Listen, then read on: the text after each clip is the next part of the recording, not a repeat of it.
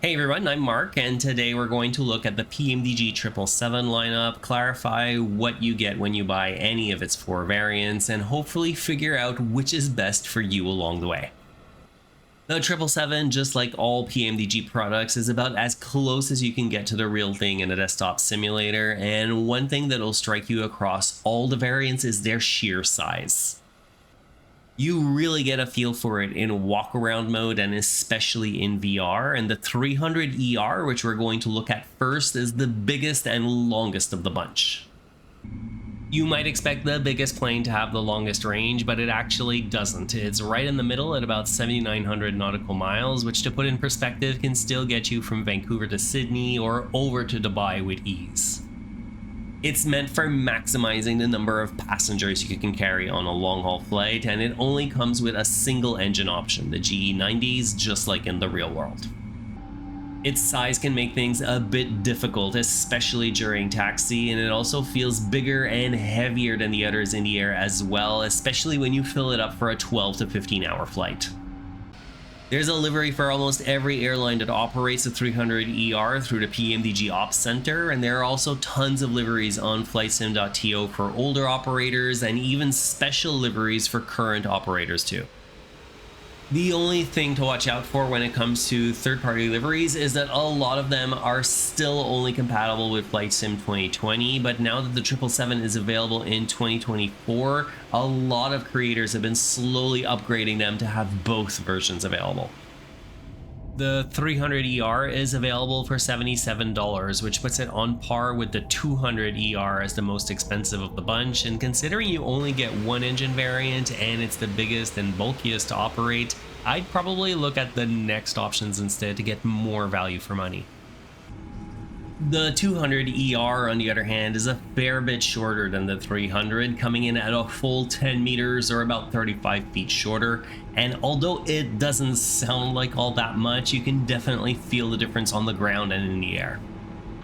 The range on the 200ER is a bit less than what you get on the 300, but for the most part you can take it on all of the same long-haul routes that we were just talking about, and it's actually also used on a lot of shorter domestic hops as well.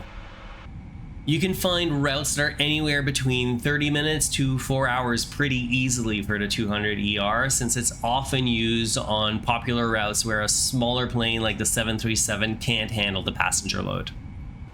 It needs about the same distance as the 300 for takeoff, but about 500 feet less on landing, so that can give you the ability to squeeze it into some smaller fields that don't normally receive 777s like Madeira or Skardu. Other than the runway length though, there's also nothing preventing you from flying those shorter routes with the 300 as well. It really just depends on how realistic you want to be with your simming. The other thing you get with the 200ER is the choice of 3 different engine variants, so the Pratt & Whitneys, the Rolls-Royce Trent 800s, and the same GE90s as the 300. Each has its own sound package and appropriate indications in the flight deck, and the modeling for the engines allows each type to have slightly different vibrations and wobble to them on the wing.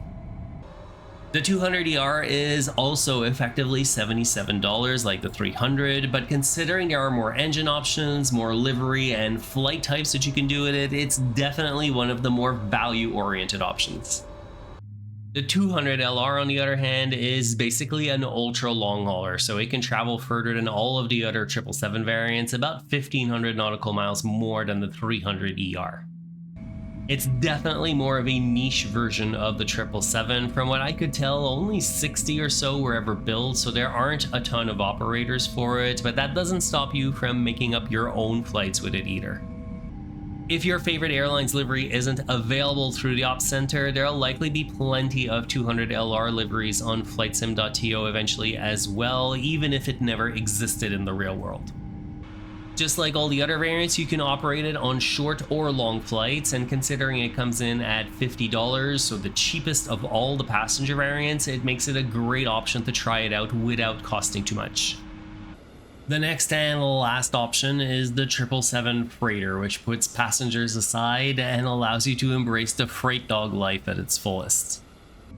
Cargo gets delivered to every city around the world, so it really gives you the option to fly to and from anywhere that you want, and even doing special deliveries into harder to reach locations. You can't control what cargo gets loaded in the hold, but you can control how much of it there is back there by changing the payload in your SimBrief plan, and then once you load that into the FMC, it'll change how many boxes and crates are back there. The 777 freighter is built on the same frame as the 200 variants, so it's a nice size without being too massive like the 300s are, but it only comes with the GE90 for engines, which again mirrors the real world. Most cargo liveries are available in the Ops Center, but just like with every other variant, there are some nice repaints available on flightsim.to that can add more wear and tear and modify the look of the contents of the hold as well. The panel on the outside of the flight deck near the main doors is fully functional as well, and it allows you to control the functioning of the cargo deck door. However, if you want to control this from the tablet, you can do that as well, and it makes things just that little bit simpler.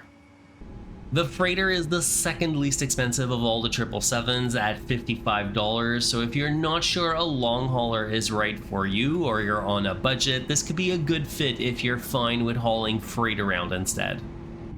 It might seem like a trivial thing, but a lot of people aren't fans of flying freight around. They want to fly passengers or virtual passengers in this case, but that's really going to be a personal preference type of thing. In terms of overall recommendations, if you're a complete beginner to airliners and this is your first one, I'd probably go with the 200LR or the freighter since they're the least expensive and you get all of the features that are common to all the variants. On the other hand, if you're already familiar with airliners, I'd probably go with the 200ER just because it gives you that flexibility to do any sort of flight with it on top of having the multiple engine variants so you can get a bit more variety. If you're thinking of buying two versions of it, then I would go with the 200ER and the freighter version since that'll give you flexibility with the engine variants of the 200ER on top of getting even more variety with the option for freight. The other thing to keep in mind is that there's also no rebate for buying a second version of it. You're still going to end up paying full price for each model that you end up buying. Speaking of which, I've rarely seen any of these products go on sale, and even then it's usually a small discount, so if you do happen to see it available for less, don't sleep on it too long because those deals tend to disappear pretty quickly. Although most of the 777s are or will be available on the marketplace at some point in the future, if you're on PC, I'd highly recommend buying whichever variant you decide to go with directly from PMDG's website. Going through the marketplace puts you at the mercy of its update frequency, and there can often be weeks if not months of difference with when PMDG push out an update versus when it's actually available to marketplace users. All of the different variants we looked at are available for both Flight Sim 2020 and 2024, and when you buy it for one, you also have access to the other for no additional cost, so if you haven't upgraded to 2024 yet, it'll be there waiting for you when you do. If you learned something useful today, please make sure to like the video and subscribe on your way out for more content like this one.